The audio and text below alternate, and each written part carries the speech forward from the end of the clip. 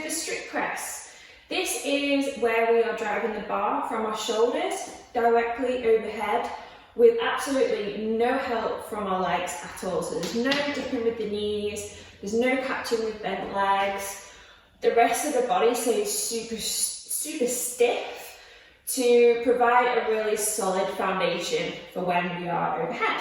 So first of all, we're going to talk about how to unrack the bar safely. So you want to set the bar up so it is below your shoulders. This is so that when you go underneath it, you don't have to then get up on your tiptoes, wobble backwards, and then be a bit unstable when you are unracking the bar. So if there's a hole in the rack that is maybe a bit too tall, or you feel that the next one's a little bit too small, go with the one that you feel is shorter so that you can get a nice grip under the bar. Now, when we are unracking it in the front rack position, which is what we're going to do, we want to get our elbows through as much as possible.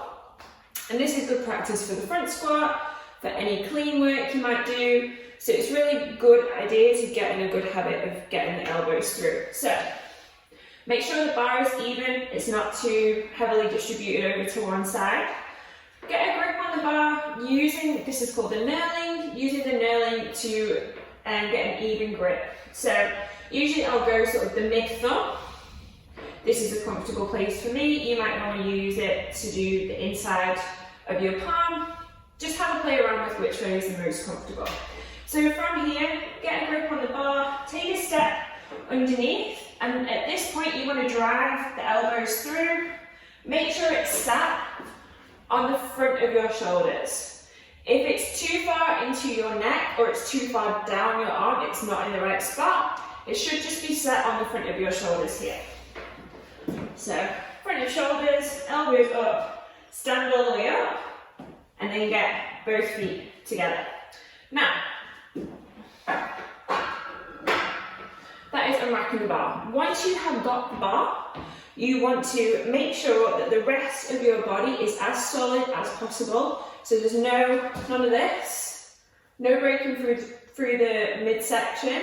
We want to tuck the pelvis under by squeezing your bum and engaging through your glutes. Your quads should be fully engaged, so your knees are locked out and your quads are on hard.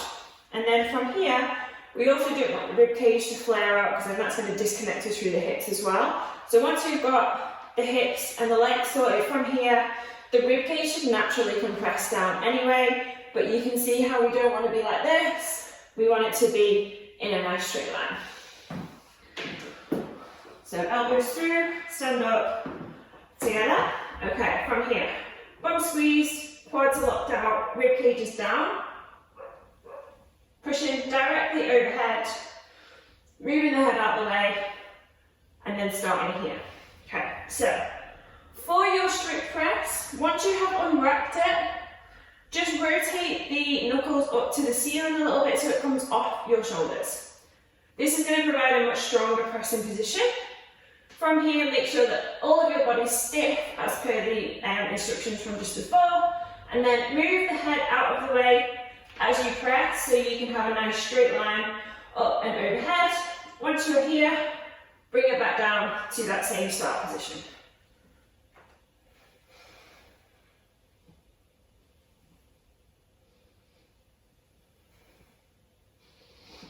Okay, so if I was to disconnect through the hips, this is what it would look like.